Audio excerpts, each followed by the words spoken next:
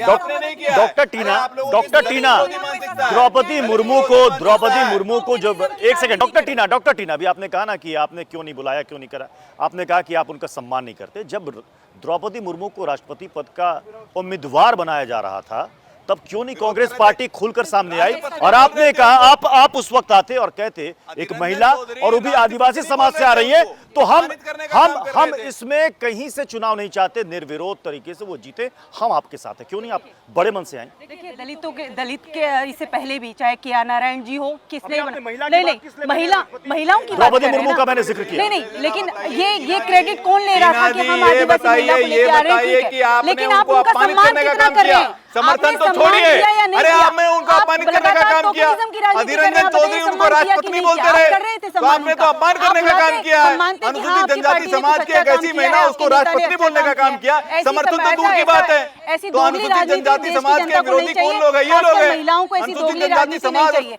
क्योंकि अब जनता उब चुकी है और अब प्रधानमंत्री के रिटायरमेंट का समय आ गया है। रिटायरमेंट देखिए हम बार-बार ये कह रहे हैं क्योंकि रिटायरमेंट का समय क्यों आ गया है, क्योंकि आपका इंडी गठबंधन का होने वाला है। जनता ने 2014 में करा, 2019 में करा और 2024 में भी माननीय नरेंद्र मोदी जी हैट्रिक लगाएंगे और पूर्ण बहुमत के साथ, उससे ज्यादा बहुमत के साथ में जीत करके। महिला आरक्षण विधेयक आएगा या नहीं आएगा ये तो भविष्य के गर्भ में है, क्या पता आ जाए क्या पता ना भी आए।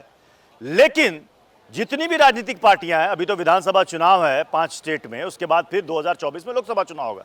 जितनी भी राजनीतिक पार्टियां हैं वो आज ऐलान कर दें कि साहब हम ऐलान करते हैं कि इस बार जितनी भी टिकट बांटी जाएगी उसमें से 50% महिलाओं को देंगे। कौन कौन हाथ ऊपर कर रहा है बताइए? हमने तो यूपी में आपने यूपी में किया था, लेकिन उसमें से ये उदाहरण कितने कैंडिडेट जीत पाए? कितनी उम्मीदवार आपकी जीत पाई?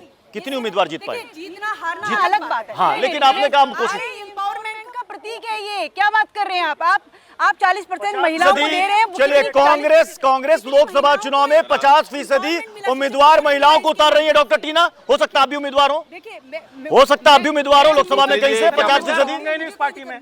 चलिए मैं प्रोफेसर साहब चलिए आप महिला आरक्षण पर आप नहीं कहिएगा, आपकी पार्टी दे देगी 50% टिकट।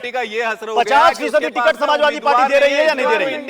50% टिकट दे रही है या नहीं दे रही है? अभी पता चल जाएगा, क्लियर हो जाएगा। फिर घुमाइएगा मत प्रोफेसर, प्रोफेसर साहब घुमाइएगा नहीं, सीधे पॉइंट पर आइए और बताइए 50% उम्मीदवारी महिलाओं की समाजवादी पार्टी दे रही है। अभी दर्शक जो देख रहे होंगे ताली बजाएंगे। अब सुन लीजिए, बोलिए। B.J.P के प्रवक्ता सरेआम झूठ बोलते हैं। अगर इस आजादी के बाद इस देश के पहले राष्ट्रपति यानी प्रथम व्यक्ति महामहिम राष्ट्रपति का अपमान अगर किसी ने किया तो भारतीय जनता पार्टी ने किया। उसमें आ रहा हूँ मैं इनकी बात जो उन्होंने कह दी है उसको काउंटर करना जरूरी है। द्रौपदी मुर्मू जी का अपमान इन्होंने किया। संसद का जो मुखिया होता है आर्टिकल 79 के हिसाब से उसका मुखिया प्रोफेसर साहब असल मुद्दे से गायब हो रहे हैं। उससे आपने इनॉग्रेशन नहीं करवाया, उद्घाटन नहीं करवाया, ठीक है, तो आपने अपमान नहीं 50% उम्मीदवारी। मैं इनके बारे में गठबंधन के बारे में एक पंक्ति मुझे याद आई गठबंधन के बारे में। मैं सीधे मनोज जी एक सेकंड कांग्रेस से पूछ लिया, समाजवादी पार्टी से, बीजेपी से पूछ लेता हूं। महिलाओं की हिस्सेदारी अपनी पार्टी में दिखा दीजिए, अपनी जिम्मेदारी और दे दीजिए उनको भागीदारी 50% टिकट लोकसभा चुनाव में। देखिए ऐसा है प्रत्युष जी, मैं इंडी गठबंधन के बारे में आप बीजेपी के बारे में मैंने पूछा, एक पंक्ति याद आ गई। नहीं इसके बारे में मैं बात करूंगा, मैं पूरा विस्तार से बताऊंगा। जितने भी प्रवक्ता पहले माहौल बनाएंगे, नहीं माहौल बनाने के बाद जवाब देंगे, तब तक दिमाग में जवाब सोचेंगे। ठीक है, चलिए इन्होंने कुछ बात कही तो ये कि महिला आरक्षण के ऊपर इनकी सहमति नहीं बन पा रही इंडी गठबंधन की, ना इनके पास नेता है ना नीति है, एक कॉमन मिनिमम प्रोग्राम पे भी ये लोग खड़े नहीं हो पा रहे हैं। तो क्या ये देश को चलाने की बात करते हैं? इसलिए इनको कहते हैं बाना पहने सिंह का, चले भेड़ की चाल, बोली बोले सियार की, कुत्ता खावे फाल। तो शेर की खाल ओढ़ लेने था शेर नहीं बन जाता है। ये नरेंद्र मोदी जी 50% टिकट दे दीजिए। मैं बोल रहा हूँ शेर है ना आप, शेर है, दे दीजिए टिकट। ज्यादा आजाद भारत के इतिहास में इस वक्त जो इंडिया डेली लाइफ पर सुन लीजिए अभी जितनी भी महिलाएं देख रही हैं, हमारी जितनी भी बहनें देख रही हैं, जितनी माताएं देख रही हैं, सुन लीजिए बीजेपी 50% टिकट लोकसभा में महिलाओं को देना चाहती है या नहीं चाहती है? बीजेपी के प्रवक्ता का सीधा जवाब सुनिए। पहली बार 50% टिकट महिलाओं को बीजेपी दे रही है नहीं दे रही? 4 बार बंद बोलिए आप। पहली बार ऐसा हुआ है कि मंत्रिमंडल के अंदर 12 महिलाओं को मंत्री बनाने का काम किया है नरेंद्र मोदी सरकार में। ये पहली बार हुआ है कि राष्ट्रपति एक अनुसूचित जनजाति समाज से बनाने का काम किया तो भारतीय जनता पार्टी में। ये पहली बार हुआ कि सुपर कैबिनेट के अंदर दो महिलाएं, सुषमा स्वराज जी हो चाहे निर्मला सीतारमण जी हो, वो रहने का काम हुआ है। योग्य उम्मीदवारों की कमी है, इसलिए तीनों पार्टी के प्रवक्ता हिचकिचा रहे हैं। नहीं देखिए प्रत्युष जी, योग्य उम्मीदवारों की कमी है। मेरी बात सुनिए आप ध्यान से। देखिए हो सकता है ये जो आरक्षण लाए हैं मोदी जी ना, ये बिना किसी जाति विशेष के, देखिए ये आरक्षण ऐसा होगा महिलाओं के लिए, गोबर पाथने वाली महिला भी चुनाव में खड़ी हो सकती है। इसमें यही नहीं, राबड़ी देवी जाति विशेष के आधार पर बनी थी, यही मैं बोल रहा हूँ। अरे पत्नी विशेष के कारण बनी, जाति विशेष नहीं सर, जाति विशेष भी नहीं, एक बन जाता है भाई। देश में लोकतंत्र है, जिसको चाहे जनता चुनाव जिता सकती है। परिवार से होने के कारण, पत्नी होने के कारण वो मुख्यमंत्री बनी थी। किसी विशेष समाज से उठा के नहीं लाए थे, अपनी पत्नी को दिखाई दी उनको। क्या ओबीसी समाज की कोई महिला नहीं दिखाई दी उनको? क्या पत्नी दिखाई देगी? ये परिवारवादी पार्टियां हैं, जो वंशवादी पार्टियां हैं, जो तुष्टीकरण की राजनीति करते हैं, केवल परिवार के लोगों को आगे बढ़ाते हैं, समाज के लोगों को नहीं बढ़ाते हैं। आप अपनी पार्टी के महिलाओं को ही आरक्षण का फायदा देते हैं और देते आए हैं। ये बताइए इन पार्टियों के अंदर, ये बताइए समाजवादी के अंदर आप आरक्षण का वो सदुपयोग किया आपने सिर्फ अपने परिवार के लिए। चाचा, भतीजा, बेटा, भांजा, जितने लोग हैं आरक्षण का फायदा सिर्फ एक पार्टी के विशेष लोगों को मिला। जनता को, अपने कार्यकर्ताओं को आपने कभी भी ओबीसी का फायदा नहीं दिया। आप मैं खुल के कह रहा हूँ, उसी का आरजेडी लालू यादव राबड़ी देवी बनी तो उसी का आज तेजस्वी है और तेज प्रताप यादव है, उसी आरक्षण के बलबूते पर है। लेकिन आप जनता को, अपने पार्टी के कार्यकर्ताओं को उस आरक्षण का फायदा नहीं देना चाहते। मोदी सरकार में उसी बताइए प्रोफेसर साहब, आरक्षण के ये बिल पास होगा। लेकिन आज के डिबेट के मुख्य सवाल से आप अभी तक बाहर हैं, जवाब ही नहीं सूझ रहा आपको।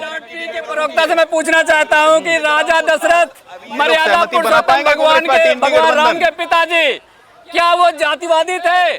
जब मर्यादा पुरुषोत्तम भगवान राम वन को गए, अपने भाई लक्ष्मण को साथ लेके गए और अपनी भाभी को साथ लेके गए, अपमानित करने वाले, जातिवादी थे, जलाने वाले लोग, भगवान कार सेवकों पर गोलियां चलाने वाले, वो अभी राम की बात कर रहे हैं, राम की बात कर रहे हैं। शोभा नहीं देती है, शोभा नहीं देती है। आप क्या बात करते हैं? कोई तर्क सनातन को अपमानित करने वाले, हिंदुओं को अपमानित करने वाले, मुलायम सिंह यादव से कर रहे हैं। नहीं दे बताओ मुझे, सनातन को परिवारवादी थे कि नहीं दे बता दो। हाँ नाम जवाब दे दो, वाले लोग यहाँ पर जवाब नहीं दे सकते आप। सनातन और परिवारवादी थे कि नहीं, देश जान चुका है। सनातन विरोधी है, हिंदू विरोधी है, कार सेवकों पर गोली चला करके मुलायम की उपाधि धारण करते हैं, राम के चरित्र को नकारने का काम करते हैं, रामचरितमानस को जलाने का काम करते हैं, और जो सनातन के खिलाफ बोलते हैं उनको आप महिमा मंडित करते हैं, महासचिव बनाते हैं। ये आप उस पार्टी से आते हैं। हो गया, जिन्ना आपके लिए महान हो जाते हैं, जिन्ना आपके लिए महान हो जाते हैं। सरदार पटेल महान नहीं है। सुनो पहले, सुनो लास्ट बात।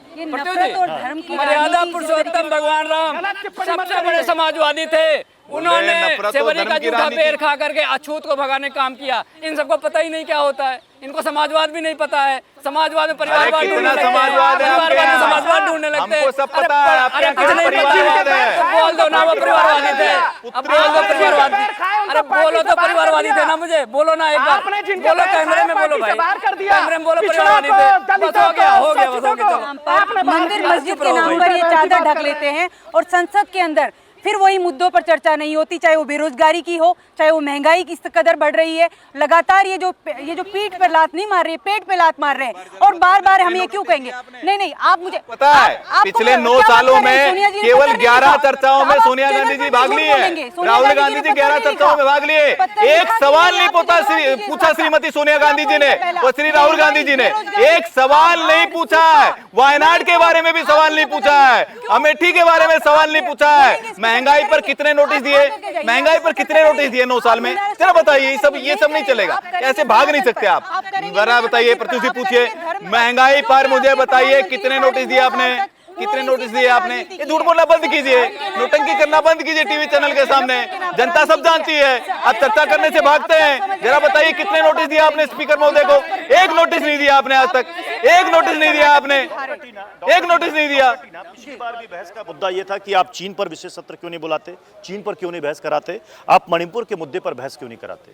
जबकि आपका कहना है कि सबसे बड़ा मुद्दा इस वक्त देश के सामने महंगाई और बेरोजगारी है, और इससे मुझे लगता है कि इससे कोई इनकार भी नहीं कर सकता। इस मुद्दे पर कितनी बार विपक्ष गंभीर रूप से संसद के अंदर गया और कहा कि हम नोटिस देते हैं, इस पर आप चर्चा कीजिए।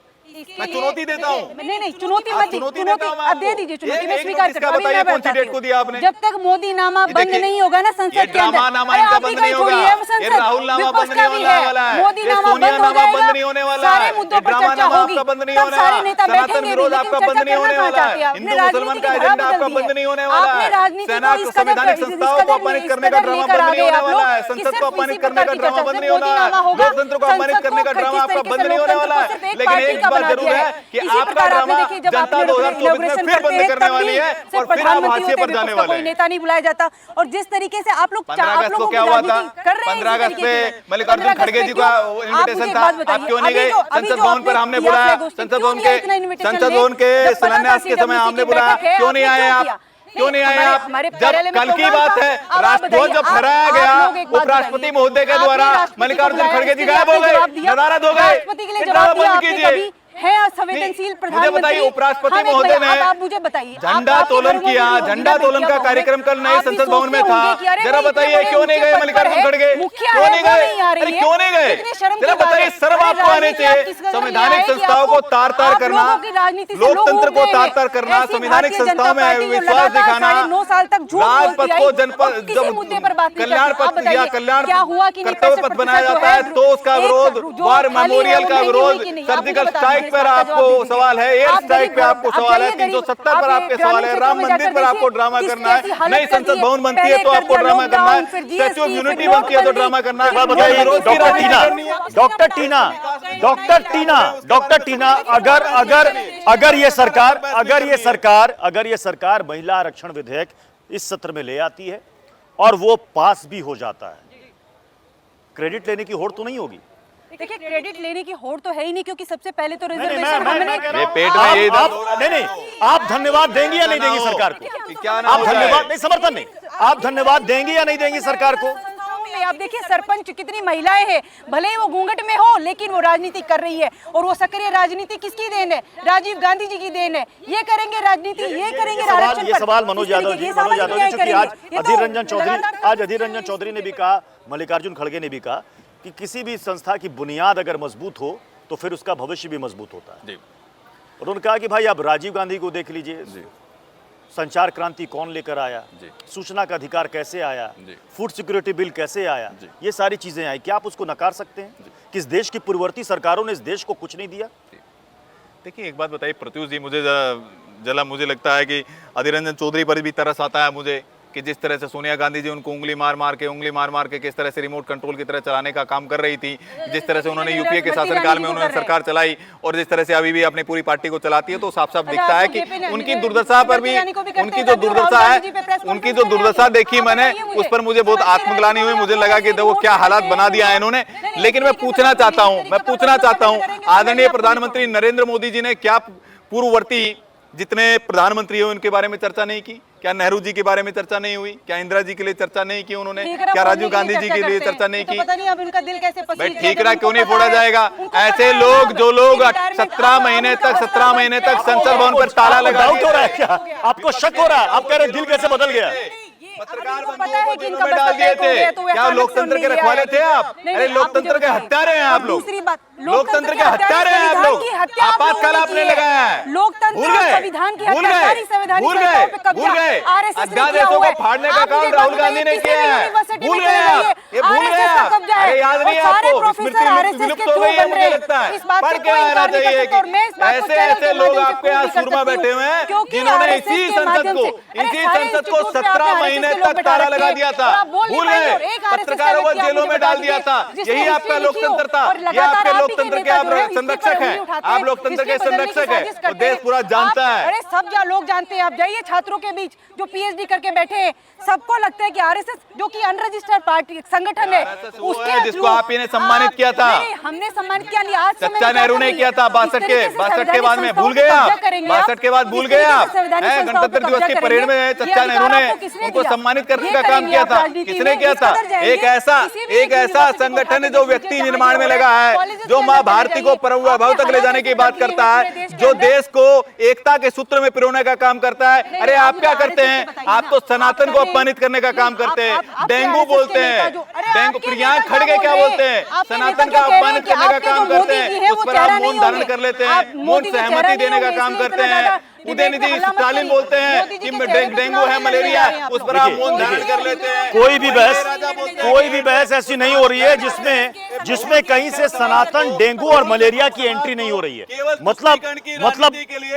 मतलब अब ये तय हो गया है कि आप कोई किसी भी मुद्दे पर आप डिबेट कीजिए, उसमें सनातन, डेंगू, मलेरिया, एड्स एंट्री कर ही जाएगा। किसने कराई? भारतीय जनता पार्टी की गंदी सोच इन्होंने भारत कहा की कि राजनीति को इतने निचले स्तर तक ले आई है। इन्होंने सुनोगे कहा, मेरी बात। अब सुनोगे तो किया है ने नहीं। कराया, अब पूछे सुनोगे तो इनसे है नहीं। क्यों कराया? सुनोगे तो है नहीं। हैं? आप अरे लोगों भाई, ने राम कोई एक मंदिर, जवाहरलाल राम जी सेवकों पर क्रांति बता गोलियां दी चलाने आपने, वाले शांत इंदिरा जी रहो, क्रांति बता दिया, मौन धारण एक मोदी जी क्रांति बता कर लिए थे। एक क्रांति बताओ रामचरितमानस ना। को जलाया जाता है एक ना, क्रांति तो बताओ कौन ना मुझे। अपमानित करता अरे है? मोदी ये आप जी का करते हैं और क्रांति उनको बताओ सम्मानित भाई। करने का काम 10 करते हो। सालों में एक क्रांति शर्म आनी बताओ, चाहिए आपको। जिससे युवाओं को तुष्टीकरण लाभ की हुआ हो, राजनीति करने जिससे वाले महिलाओं लोग को लाभ अब बोलने हुआ के हो, हकदार नहीं जिससे देश की आवाम है, को बोलने के लाभ हकदार हुआ नहीं हो। है। 142 स्वामी लोगों को प्रसाद लाभ हुआ मौर्य हो। ने क्या एक कहा? क्रांति बताओ। जो कोई एक आरजेडी क्रांति के बता दो भाई। आपके कब तक गठबंधन धर्म के का साथी है अरे धर्म का चंद्रशेखर सहारा जी, कब जो तक शिक्षा लोगे? मंत्री भगवान आरजेडी को के, देख रहा है। उन्होंने कहा शाम का पोटेशियम समय है। झूठ मत बोलो। और यही अहंकार किसने आपको कहा? ले डूबेगा। किसने यही कहा? अहंकार आपको ले ये आपके डुबाएगा। घमंडिया गठबंधन के लोग हैं जो आप लगातार जैसे- सनातन को आप अपमानित लोग करने का मुर्गिया काम गठबंधन करते बनाए हैं। हैं। तो आप कोई तो आपके बोलने के दिमाग की अधिकारी दिक्कत नहीं है। हो, सुन लीजिए बोलने पहले। के अधिकारी नहीं वो हो, आपके दिमाग की जिनके दिक्कत खून है। में तुष्टीकरण आप बचा हो, भारत के लोग जो घमंडिया केवल वोट दिखते हैं। बैंक के लिए जिंदा महिलाएं हो, निर्वस्त्र हो उनसे जाता है, सुनने आपको की कुछ दिखाई आवश्यकता नहीं नहीं है। देता है। प्रोफेसर साहब, कल गणेश चतुर्थी है, शुभ दिन है, नए संसद में इस पे भी सारे ड्रामा होगा इनके सारे मन में। सदस्य प्रवेश करेंगे तो अच्छा मुहूर्त है ना। कुछ अच्छा होना चाहिए, इसलिए देश भी टकटकी लगाए देखेगा संसद की ओर, सरकार की तरफ, कि क्या वाकई में महिला आरक्षण पर जो इतनी बहस और चर्चा हो रही है, क्या वो सरकार लाने वाली है या नहीं लाने वाली है। सौरभ दुबे। देखिए पृथ्वी जी, मुझे एक बात पर पहले सख्त आपत्ति है, क्योंकि आपका राष्ट्रीय चैनल है, कोई गलत बात नहीं जानी चाहिए।